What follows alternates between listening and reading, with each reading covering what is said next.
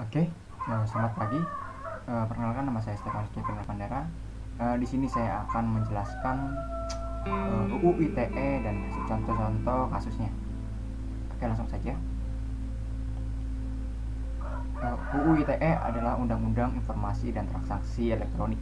Ketentuan yang berlaku untuk setiap orang yang melakukan perbuatan hukum sebagaimana diatur dalam undang-undang ini, baik yang berada di wilayah hukum Indonesia maupun di luar wilayah hukum Indonesia, yang memiliki akibat hukum di wilayah hukum Indonesia dan atau di luar wilayah hukum Indonesia dan merugikan Indonesia.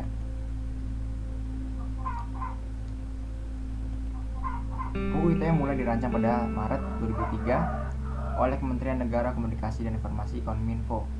Mulanya UU ITE diberi nama Undang-Undang Informasi Komunikasi dan Transaksi Elektronik yang bisa disebut kita UU ITE. UU ITE dirancang mulainya oleh Departemen Perhubungan, Departemen Perindustrian, Departemen Perdagangan, serta bekerjasama dengan tim dari universitas yang ada di Indonesia. Universitas tersebut diantaranya Universitas Pajajaran 4, Institut Teknologi Bandung ITB, dan Universitas Indonesia. Lalu ada 5 September 2005 secara resmi Presiden Susilo Bambang Yudhoyono menyampaikan UU ITE kepada DPR melalui surat menunjuk Dr. Sofyan Jalil, Menteri Komunikasi dan Informatika, dan Muhammad Andi Matalata, Menteri Hukum dan Hak Asasi Manusia, sebagai wakil pemerintah dalam pembahasan bersama dengan DPR RI. Yang kelima, dalam rangka pembahasan UU ITE, Departemen Komunikasi dan Informasi membentuk tim antar departemen TAT melalui keputusan Menteri Komunikasi dan Informasi nomor tanggal 24 Oktober 2005 yang kemudian disempurnakan dengan keputusan tanggal 23 Januari 2007. Bank Indonesia masuk dalam tim antar departemen TAT sebagai pengarah Gubernur Bank Indonesia, narasumber di Deputi Gubernur yang di bidang sistem pembayaran, sekaligus merangkap sebagai anggota bersama-sama dengan instansi departemen terkait.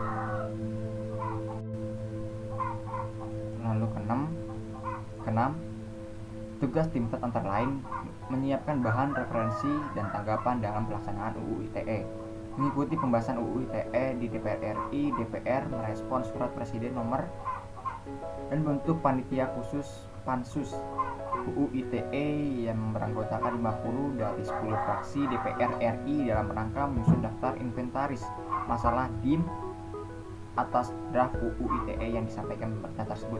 Pansus RUU ITE menyelenggarakan 13 kali rapat dengan mendapatkan umum DPR PPU dengan sebagai pihak antara lain perbankan, lembaga sandi negara, operator telekomunikasi, aparat penegak hukum, dan kalangan akademis. Yang ketujuh, dan pada bulan Desember 2006 Pansus DPR RI menetapkan daftar inventarisasi masalah DIM sebanyak 287 DIM RUU ITE yang berasal dari 10 fraksi yang tergabung dalam Pansus UU ITE DPR RI. 24 Januari 2007 sampai dengan 6 Juni 2007 Pansus DPR RI dengan pemerintah diwakili oleh Dr. Sofyan Jalil, Menteri Komunikasi dan Informatika, dan Muhammad Andi Matalata, Menteri Hukum dan Hak Asasi Manusia, membahas DIM UU ITE. 29 Juni 2007 sampai dengan 31 Januari 2008 pembahasan UU ITE dalam tahapan pembentukan dunia kerja panja, sedangkan pembahasan UU ITE terhadap tim perumus, timus, dan tim sinkronisasi tim SIN yang berlangsung sejak tanggal 13 Januari 2008 sampai dengan 13 Januari 2008. Yang ke-8, 18 Maret 2008 adalah naskah akhir UU ITE dibawa ke tingkat 2 sebagai pengambilan keputusan. 25 Maret 2008 10 fraksi menyetujui UU ITE diterapkan menjadi undang-undang. Presiden Susilo Bambang Yudhoyono mendatangi naskah UU ITE menjadi Undang-Undang Republik Indonesia Nomor 11 Tahun 2008 tentang Informasi dan Transaksi Elektronik, serta dimuat dalam Lembaran Negara Nomor 58 Tahun 2008 dan tambahan Lembaran Negara. Yang 9, dasar pembentukan UU ITE. Pertama, pembangunan nasional sebagai suatu proses berkelanjutan yang harus senantiasa tanggap terhadap sebagai dinamika yang terjadi di masyarakat. Kedua, globalisasi informasi telah menetapkan Indonesia sebagai bagian dari masyarakat informasi dunia, sehingga seharusnya dibentuk peraturan mengenai pengelolaan informasi dan transaksi elektronik di tingkat nasional, sehingga pembangunan teknologi informasi dapat dilakukan secara optimal, merata, dan menyebar ke seluruh lapisan masyarakat guna mencerdaskan kehidupan bangsa. Yang ke-10, ketiga, perkembangan dan kemajuan teknologi informasi yang demikian pesat telah menyebabkan perubahan kegiatan kehidupan manusia dalam berbagai bidang secara langsung, telah mempengaruhi lahirnya bentuk-bentuk perbuatan hukum baru.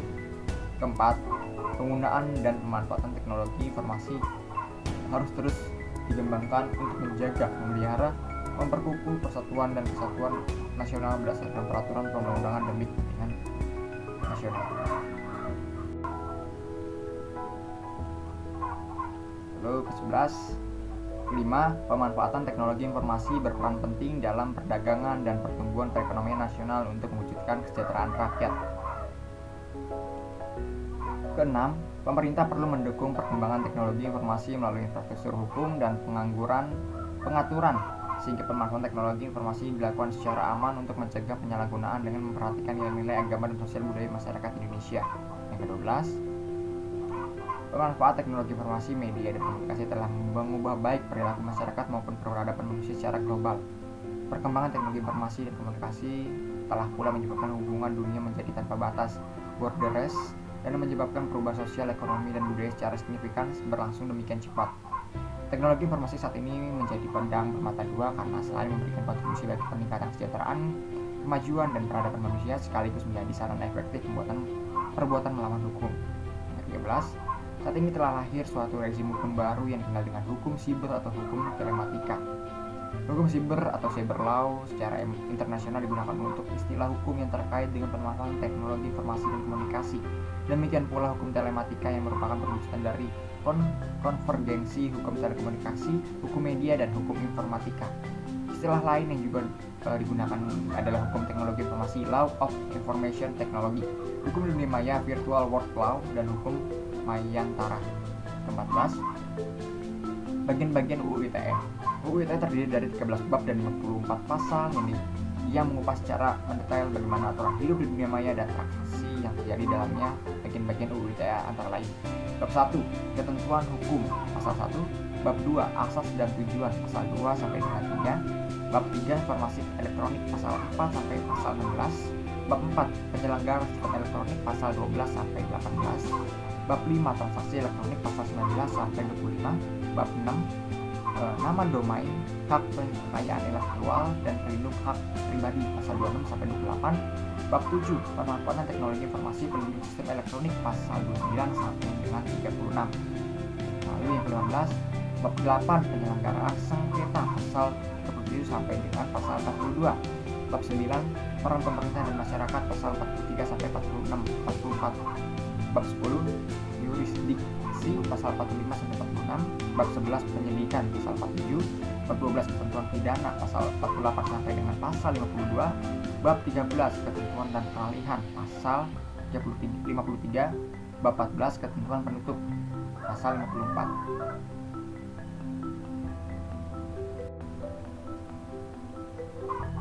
Lalu yang ke-16, pembahasan hukum yang dihadapi. Permasalahan hukum yang seringkali dihadapi ketika kita terkait dengan penyimpanan informasi, komunikasi, dan atau transaksi secara elektronik, khususnya dalam pembuktian dan hal yang terkait dengan pembuatan hukum yang dilaksanakan melalui sistem elektronik.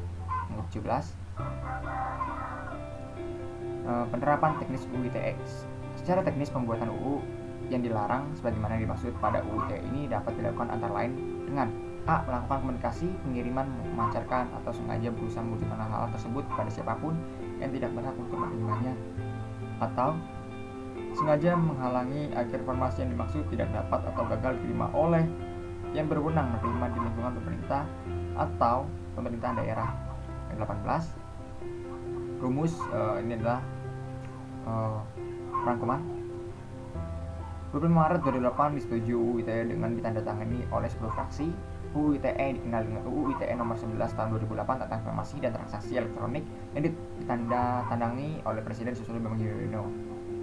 Telah lahir suatu rezim hukum baru yang dikenal dengan hukum siber dan hukum telematika. Hukum siber atau cyber law secara internasional digunakan untuk istilah hukum yang terkait dengan pemanfaatan teknologi informasi dan komunikasi. Hukum telematika, hukum telekomunikasi, hukum media, dan hukum informatika. Istilah lainnya adalah digunakan untuk hukum teknologi informasi, Law of Information Technology. 19. Contoh kasus yang pertama, kasus Kisruh Luna Maya yang dikabarkan ditutup karena percayaan profesi wartawan, bukan jurnalis.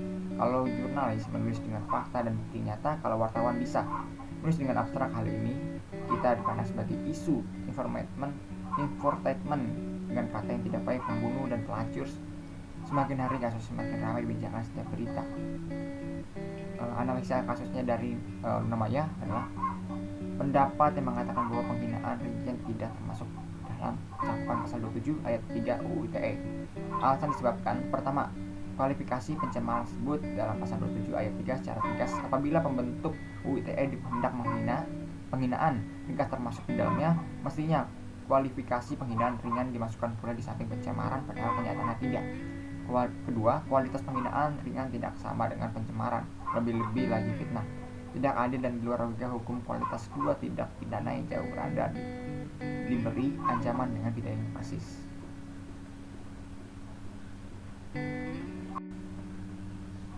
Kedua satu, contoh kasus yang kedua, pada tahun 1994 seorang sekolah musik yang berusia 16 tahun yang bernama Richard Peckren atau lebih dikenal dengan hacker alias data stream convoy ditahan lantaran masuk secara ilegal ke dalam ratusan sistem komputer rahasia termasuk pusat data dari Graphic Air Force, NASA, Korean Automatic Research Institute atau Badan Penelitian Atom Korea. Dalam interogasinya dengan FBI, ia mengaku belajar hacking dan tracking dari seorang yang dikenalnya lewat internet dan menjadikan seorang mentor yang memiliki julukan Uji. Hebatnya, hingga saat ini sang mentor pun tidak pernah diakui keadaannya. Hingga akhirnya pada Februari tahun 1995, Dylan Kevin Matic diganjar hukum penjara untuk yang kedua kalinya. Ia dituntut dengan tuduhan telah mencuri sekitar 220.000 nomor kartu kredit. Bahkan ketika ia bebas diri, ia menceritakan kondisinya ketika di penjara yang tidak boleh menyentuh komputer atau telepon. Analisanya adalah seharusnya Richard Swift belajar sesuai dengan umurnya, tidak untuk sebagai hacking atau cracking yang menjadi penjahat dunia maya. Dia harus bisa mencari atau belajar yang bermanfaat lainnya sebagai para pengguna internet atau yang memiliki kemampuan tentang IT dapat digunakan kemampuannya untuk hal yang berguna. Dan sanksi terjerat pada pelaku yang dikenakan pasal 30 UU ITE tahun 2008 ayat 3. Setiap orang dengan sengaja dan tanpa hak atau melawan hukum mengakses komputer dan atau sistem elektronik dengan cara apapun dengan melanggar, menerobos, melampaui atau menjebol sistem pengaman, cracking, hacking, illegal access, ancaman pidana pasal 46 ayat 3. Setiap orang yang memenuhi unsur bagaimana dimaksud dalam 30 ayat 3 dipidana dengan pidana penjara paling lama 8, denda paling banyak 800 juta rupiah. Contoh kasus ketiga, kasus video porno Ariel Peter Pan. Video tersebut diunggah di internet dengan seorang berinisial RJ, dan sekarang kasus ini telah selesai dan Ariel telah dibebaskan. Yang ke-24, seharusnya Ariel Maya Katari tidak melakukan hal-hal yang tidak melanggar normal dan etika di agama, bangsa, dan negara.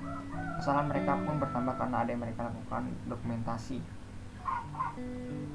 Untuk seharusnya tidak mencampur urusan pribadi dengan melakukan penyebaran video lewat internet, karena bukan hanya orang-orang dewasa yang dapat melihat, tapi anak kecil pun bisa melihat pada kasus tersebut.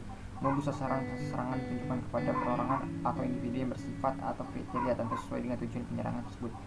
Penyelesaian kasus ini pun jalur hukum penundaan mengunggah dan orang terkait dalam video tersebut turut diseret pasal-pasal sebagai berikut: pasal 29 UU RI nomor 44 tahun 2008 tentang pornografi, pasal 56 dengan hukuman minimal 6 bulan sampai 12 tahun atau dengan denda minimal 250 juta hingga 6 miliar, dan atau pasal 282 pasal 1 KUHP.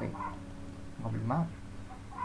Contoh kasus YouTuber Fedian Paleka dilakukan sebagai tersangka kasus muatan penghinaan dalam video prank sebagai sembako berisi sampah pada 19 transpuan.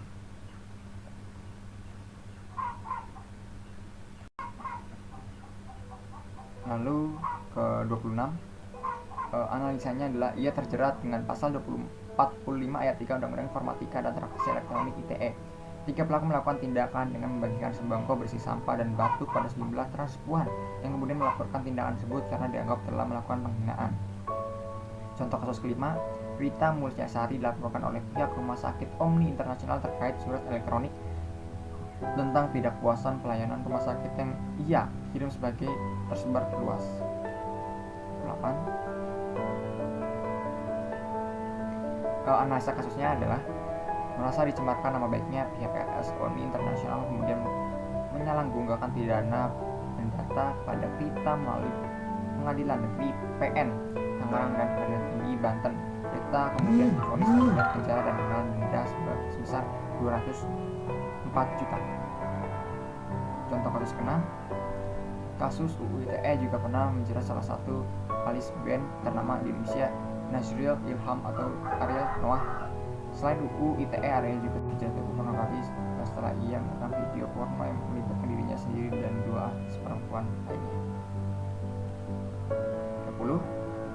Kasus ke-6 ada dalam kasusnya Ariel kemudian dijatuhi hukuman selama 3,5 tahun penjara dan juga dikenai denda sebesar 250 juta dalam sidang yang dilakukan Pengadilan Negeri Bandung tahun 2010 silam. Sudah selesai. Terima kasih untuk telah menonton, semoga bermanfaat. Terima kasih.